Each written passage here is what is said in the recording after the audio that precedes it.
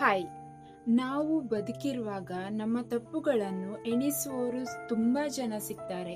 ನಮ್ಮ ಮಾತಿಗೆ ಬೆಲೆ ಕೊಡದವರು ಇರ್ತಾರೆ. ನಮ್ಮ ಒಳ್ಳೆಯತನವನ್ನು ಪ್ರಶ್ನಿಸುವವರು ಇರ್ತಾರೆ.